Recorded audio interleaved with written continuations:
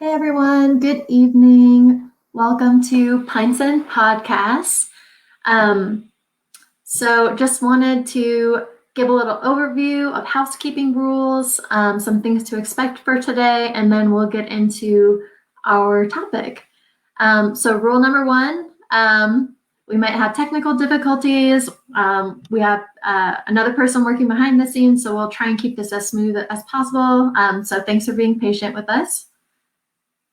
And rule number two is that we will review and possibly address comments as they come in.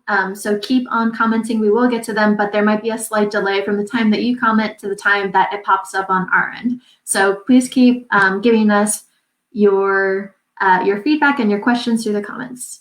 Rule number three, feel free to grab your beverage of choice, whether that's a beer, wine, maybe some water if you need to get hydrated, but pick out your beverage of choice and come and join us. All right, so just want to see how everyone's doing. Go ahead and let us know in the comments. How's everyone holding up right now? It's kind of a crazy, very crazy time. So we've got lots going on. COVID is still very much a thing. Let's see. So Meg is ready for the weekend. Yes, I hear you, Meg. I am ready for the weekend too. Anything else going on? Does anyone else have any feedback or any updates on their lives they want to share, kind of what they're feeling?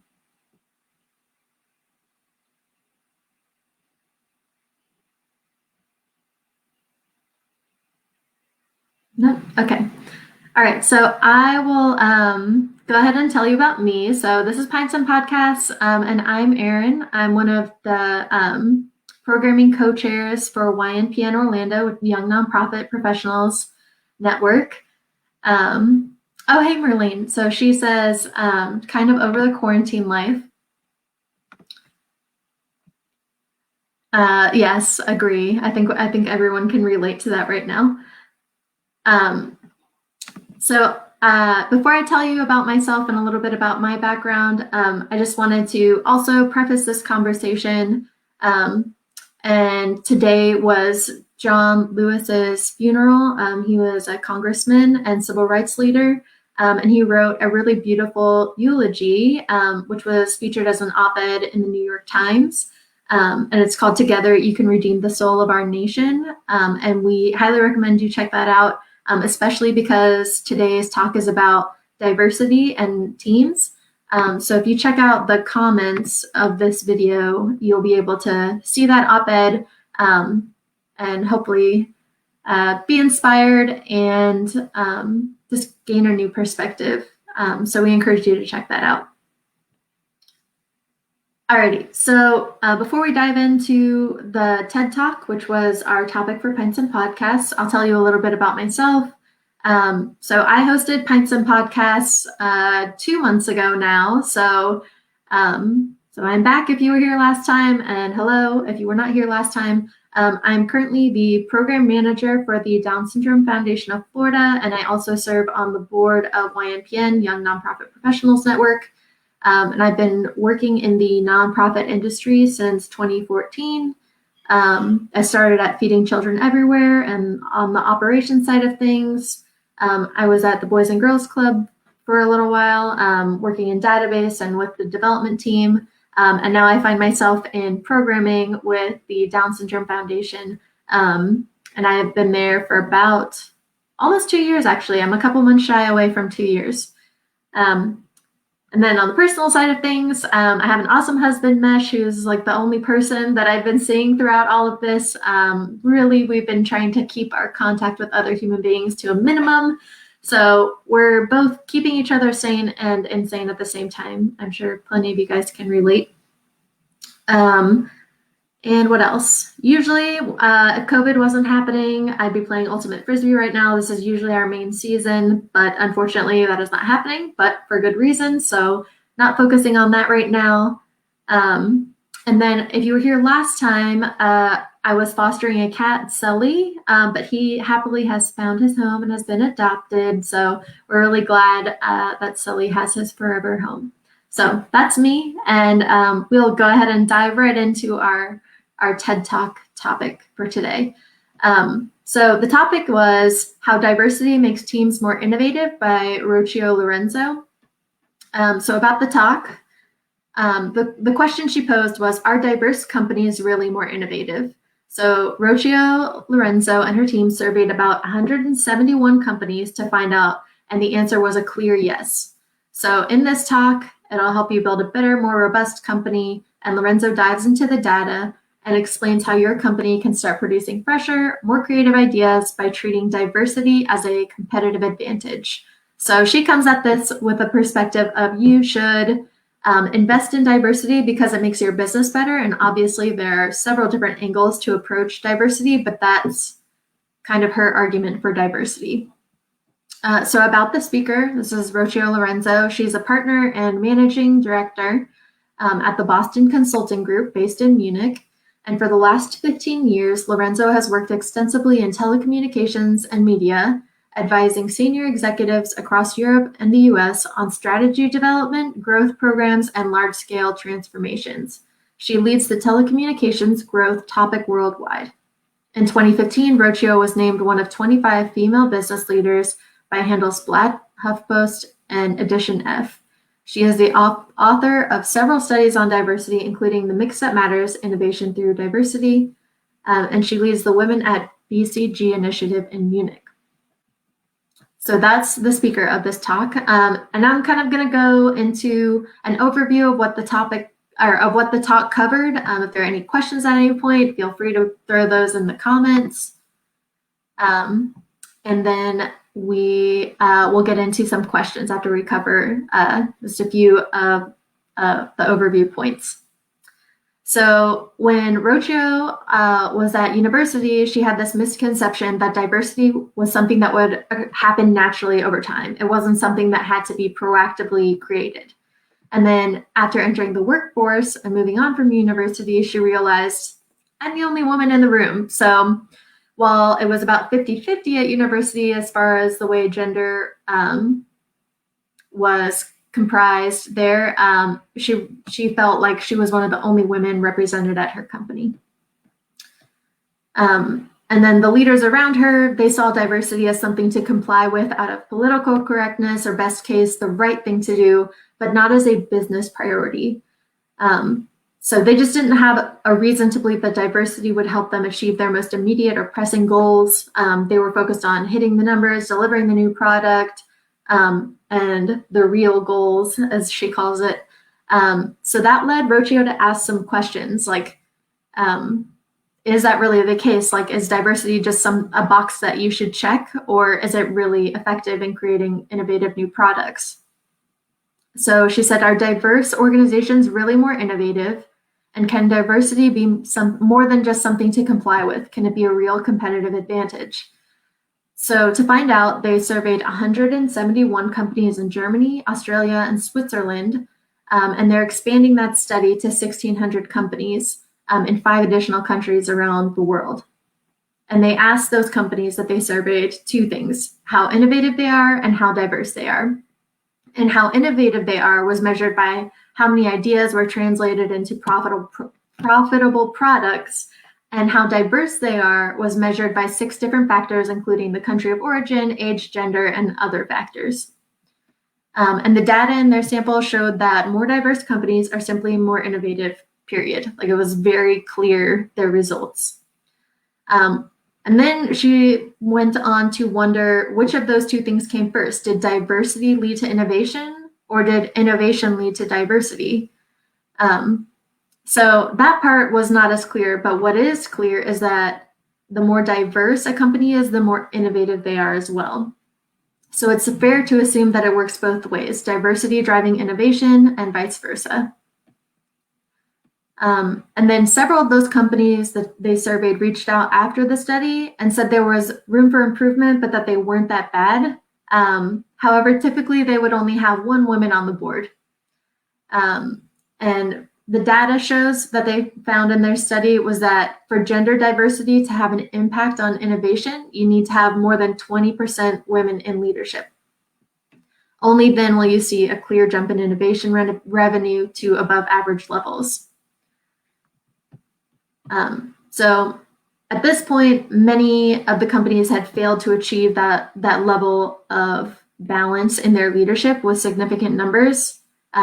And more women in education just didn't translate into more of those women getting higher education, leading to leadership roles within companies afterwards.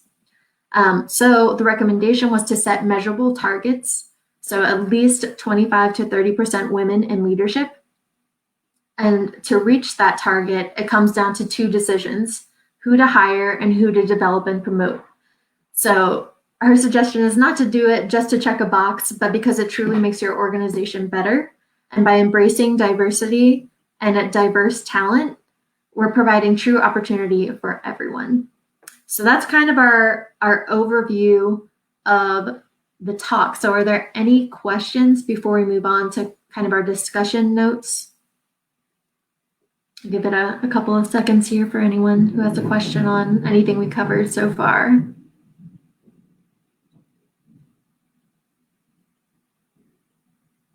No? Okay. So one thing that we wanted to share were some of the findings from Edith Bush. They put out they conduct a survey that shows, I think it's a compensation and benefits study. And so we took a look at those. We were kind of curious after reading through this talk and watching the talk, what it looked like here in Central Florida for nonprofits.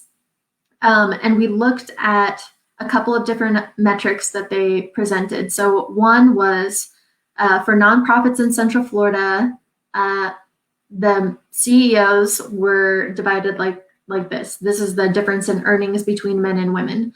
So for men, they earned $135,000 annually on average, and women earned $100,000 on average. And while we're missing parts of that data, which is how large are the organizations that they're serving, I think it does, it's a bit eye-opening to see that even here in Central Florida, it's a pervasive problem everywhere, this wage gap.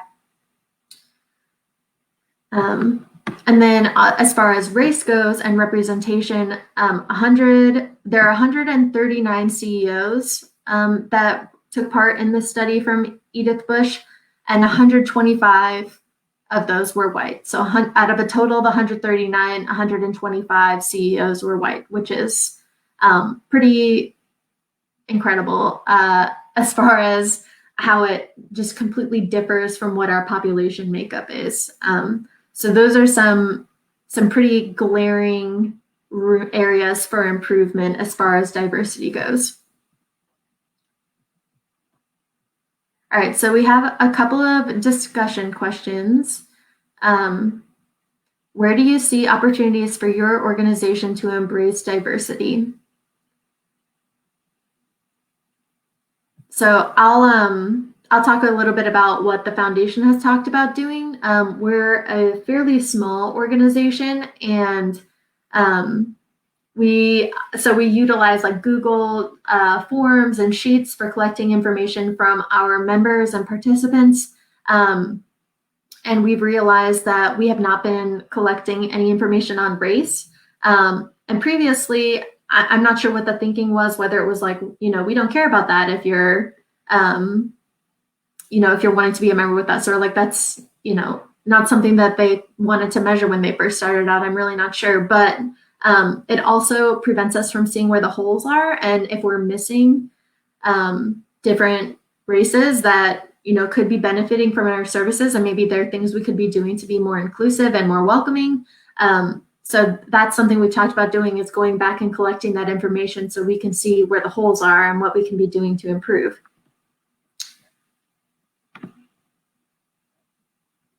So Meg says definitely in leadership. Yep, can relate with that as well.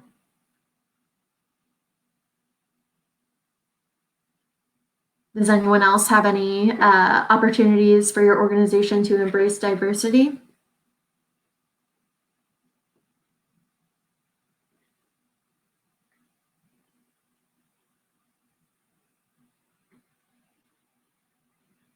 No? Okay.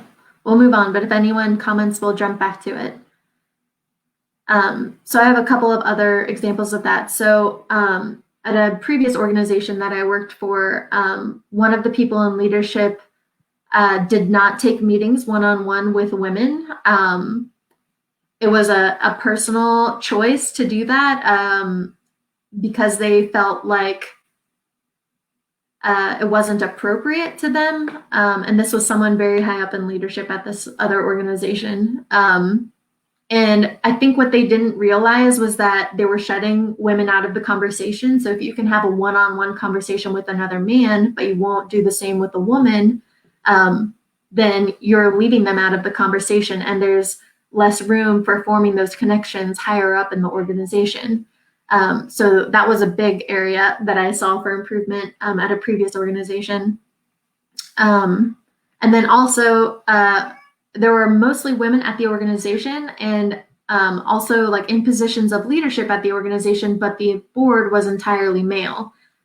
So that was just another area that could have been diversified. All right, let's see if we have any comments. So Merlane says, including multilingual services is important for a lot of organizations in this area. Yeah, I totally agree. In Central Florida, we're like the melting pot of the melting pot. So yeah, we have a lot of people who are, English is their second language. So it would be super helpful to have translating services. And Merlane also says that these services are missing because individuals who can provide it are also missing. Yeah, that's a good point.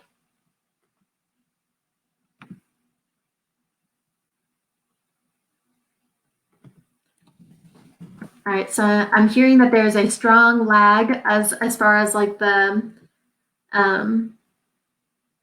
like what's being given to me. So bear with me as I get your comments, and we'll do the best that we can. All right, so our next question is about complacency. So one of the items that Rocio brought up was, like she was just kind of waiting for it to fix itself. Like naturally, this will get better because it's gotten better over time. So how does complacency play a role in your organization or anywhere that you have noticed room for improvement and diversity? So, status quo playing out versus proactiveness.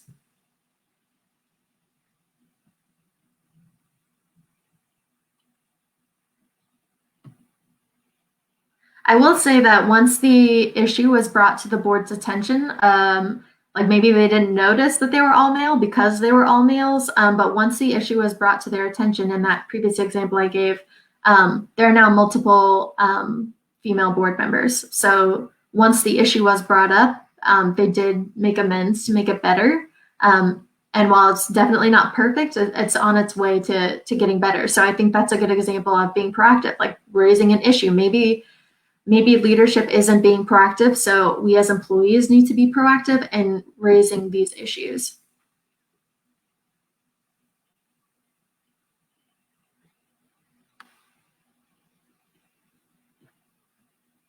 All right, I will come back if we get any more comments on that, but we'll move on to our next question. So the speaker talks a lot about how having a diverse team is the morally correct thing to do, but it is also enhancement of your product or service. So which one should we be leaning into or teaching here in Central Florida? So should we be leaning into that it's that it's a natural way to enhance your products, or that it's the morally correct thing to do? What do you guys think? Let us know in the comments.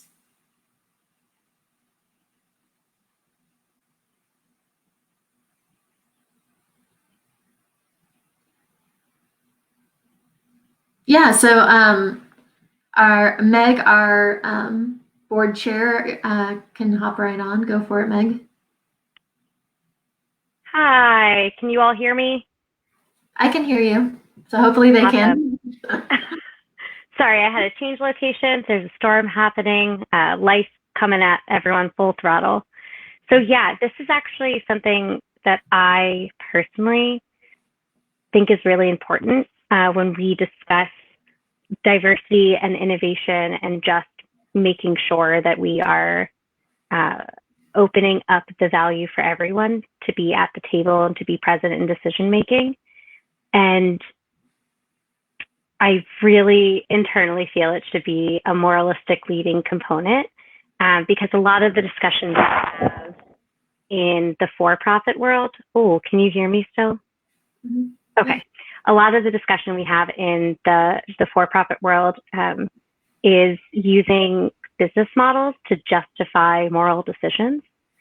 And while I definitely understand that bottom line of a for-profit business is capitalizing on income, within the nonprofit sector, it's kind of the counter focus or the antithesis to that, where it's addressing at their root social services based around morality and humanity and really humanistic style of views.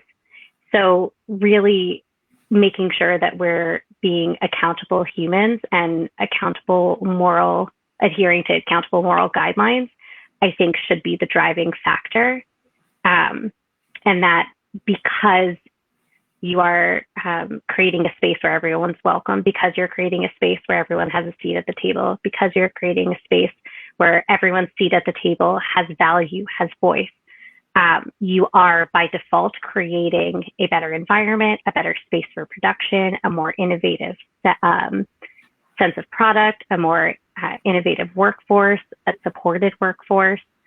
So I definitely think that leaning heavily into moral decision making should be kind of like the egg before the chicken or the chicken before the egg, whichever you align to. But yeah, is there any input? No. I definitely agree with you though. And I think by baking in those choices to be about morality, it also feeds into team culture where you build a team that really believes in it. And it's not just about the bottom line. It's like we as a team believe that this is the right thing to do. Mm-hmm. Exactly. All right. I'm going to bow out and then you can start on the next question. All right. Yeah, we'll move on to the next one.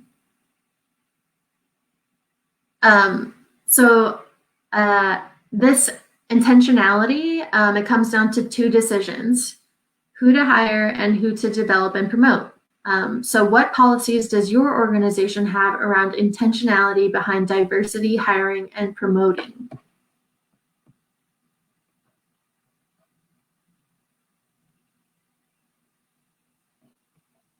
So Merlane says, this might have been for the previous topic we were discussing. I will say that coming from a for-profit environment, I certainly felt like a cog in the machine.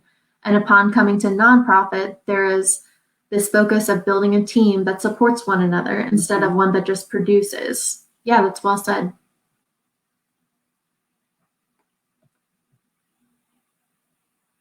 All right, so the other question we had was, does your organization have policies around intentionality behind hiring and promoting?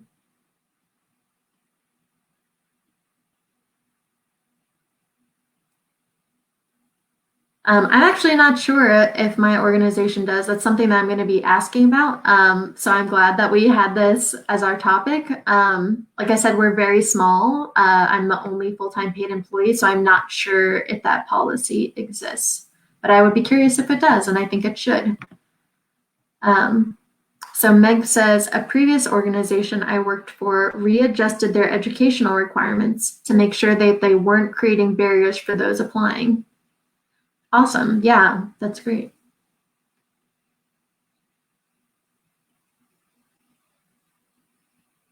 Yeah, I think something else we talked about when planning for this Pints and Podcast was removing an education requirement. So instead of requiring a bachelor's degree for a job that may not necessarily need one to be able to successfully perform, just requiring that high school education or GED, and removing that barrier to entry for that job. So Merlane says that her organization does not, but honestly, it would be interesting to work for one. Yeah, Meg, I agree. I think it's a great question to start asking in our organizations, because if we're not asking, then, then our organizations think that they might think they're doing their best or that they're doing enough. But by raising these questions, we're showing that, there is more that we could be doing as organizations. So yeah, definitely. That's a way for us to be proactive and intentional around it too as employees.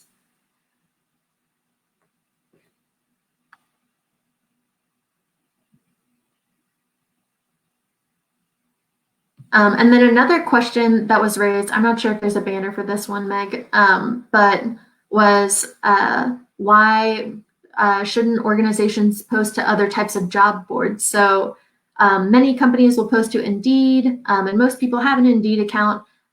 However, we should think about, are we discriminating against certain corners of job markets by the types of job boards that we're posting our positions, our available positions? So that's something else to think about, especially if you're involved in HR or any part of the hiring process, just making sure that you're not discriminating based on where you post those jobs. Because if you post them in a pool of people that you're missing out on all those other people that you might not know. So just making sure that, you are putting it out to all the different types of candidates that you could get, and not just a pool that you keep coming back to, because you'll get less diverse people and less diverse ideas. And then something else around that idea is the idea of referrals, and how they're the death of diversity. So it's about who you know, and who I know probably looks a lot like me, probably was brought up similarly to me, have a similar background. So if I'm just getting people through referrals, then I'm probably going to only get people who are similar to me. So referrals can really, really kill that diversity factor. Meg says that gives us a chance to also question our internal biases when it comes to why we're negating posting positions in certain spaces. Yeah, definitely. So it's a way for the organization to improve, but also for us to, take a step back, look in the mirror and say, like, why is it that I don't post there?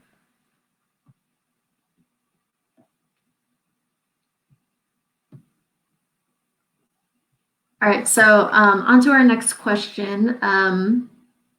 How does your workplace develop you for long-term success? So if there's anything that your organization is doing for you for your long-term success, we're curious what's going on there. Something my organization has done has encouraged me to find educational developmental opportunities. And so last year I went through the Edith Bush leadership course. That's actually how I came to find YNPN. So thank you, leadership course. Thank you, Dylan. Yeah, and Meg says this is another good question. So everyone take notes and bring this list of questions back to your organization, and see what answers you get. Because if you're not asking, then things won't change. So make sure you ask. It's the least we can do.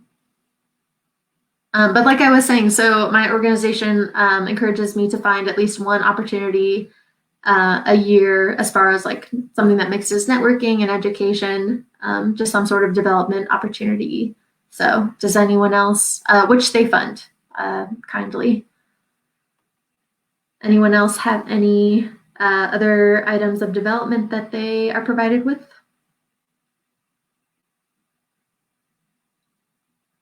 All right, we'll come back to it if there are any other comments on that. So does your employer have any sort of focus on those from underrepresented groups, whether that's in the hiring process, and whether that's who they're looking at promoting, or trainings for any people who are not an unrepresented group, who are in the majority? So anything like that. So Merlane says, my new job provides and pays for a lot of training in my field. In doing this, my company is allowing me to better serve my clients and diversifying my skill set. Some of the trainings are also based around demographics and understanding our implicit biases and individual backgrounds. That's awesome. That's great, Merlene. And she says, I know I'm not a slow typer, but this sure makes me feel like one. Yeah, it's not you. There's just a delay in the comments. So keep commenting. We'll get it eventually. All right. So anything else to add about how your employer focuses on underrepresented groups, or if they do it at all? And perhaps, which I left this out of like my initial example, is like maybe it's through the services that are provided. Maybe it's not necessarily about hiring or promoting. Maybe it's about how you serve your community, if there's anything like that.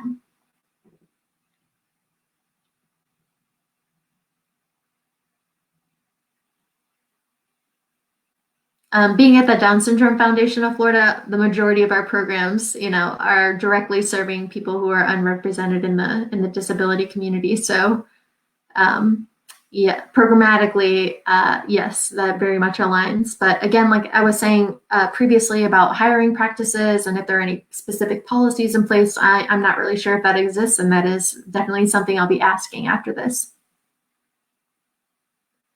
Meg says, my current employer has scholarship opportunities for women and is adding one for BIPOC employees. That's awesome.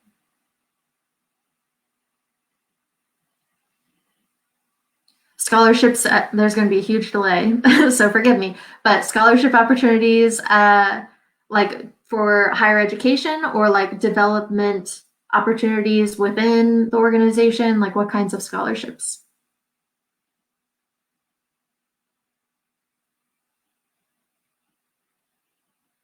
Bear with me, folks, as I wait for the reply.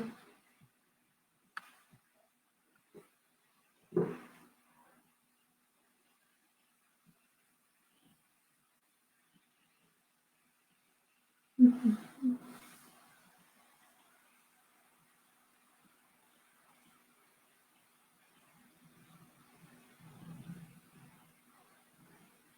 Higher education. Okay, that's what I thought, but I've heard scholarships used for several different funding type things. So I just wanted to clarify that.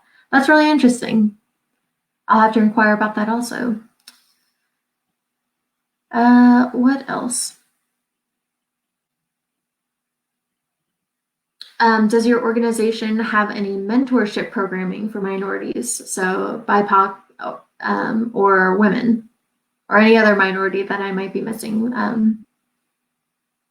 So is there mentorship programming that exists at your organizations? On my end, currently no, but again, that's we're a very small organization, so there's me, myself, and I. Not literally, but you get the picture. So there's not a ton of opportunity for like pairing. It's basically all mentorship, just as it is. But does anyone else have any other experience in that? At the other organizations I worked for, I'm not aware of any mentorship programs, even though they were like mid-size companies. So there's definitely an opportunity for that.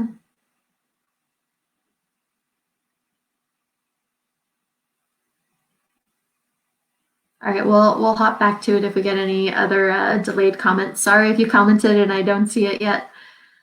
So our next question is, how has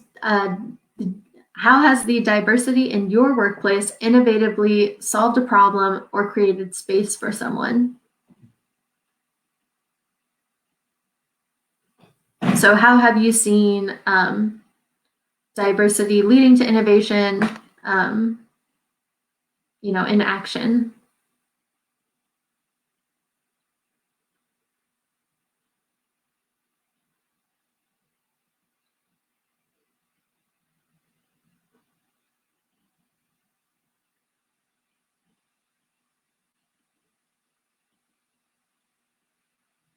Any thoughts?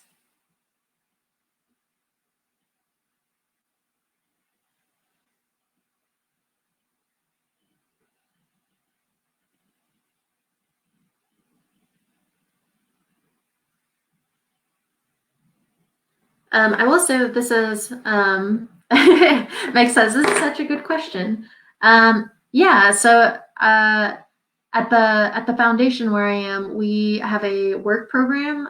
So we are prior to COVID, we had like an on-the-job training type situation, but now we're doing more like lunch and learns and soft skill type training for individuals with Down syndrome. So we are hoping to help create space for someone at another organization and provide them with the skills to showcase their abilities and create a more diverse workspace when they do find permanent work. So we are trying to help with that. But as far as like our specific organization, just due to the nature of how small we are, I would be interested in learning if we have a policy around diversity in hiring. But just given how small we are, it's difficult,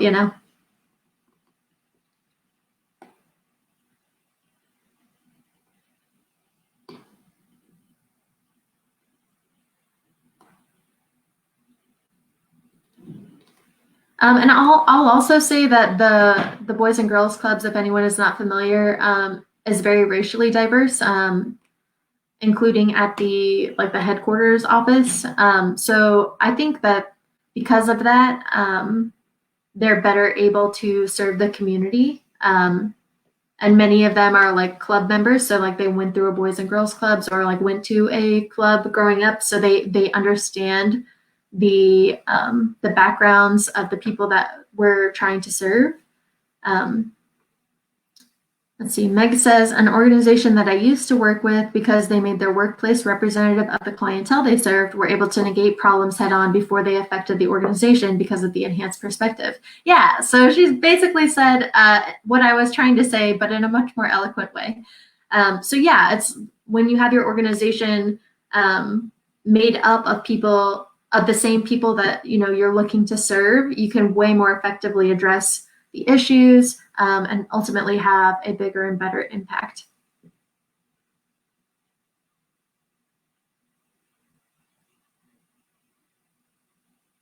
Thanks, Marlene. Glad you enjoyed it. Thank you for stopping by and for contributing to our conversation. We loved having you. All right, I think Meg, you can just throw the banner up there if I'm missing one of the questions, but I think that's all of the questions that we had. All the discussion questions. So I hope everyone has some action items to take with them. A couple of the main questions were that we wanted you guys to ask your organization. So what policies does your organization have around intentionality behind diversity, hiring, and promoting? So ask your organizations if you don't know. Make sure that you take that with you.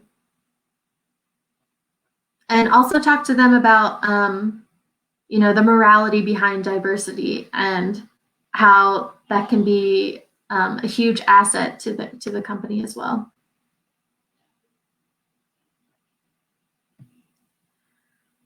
Alrighty, well, if you guys have any questions, feel free to leave them in the comments or find us on Facebook and send us a message, and we'd be happy to answer any other questions. But we're so glad you were able to join us, and we'll be doing more of these in the future.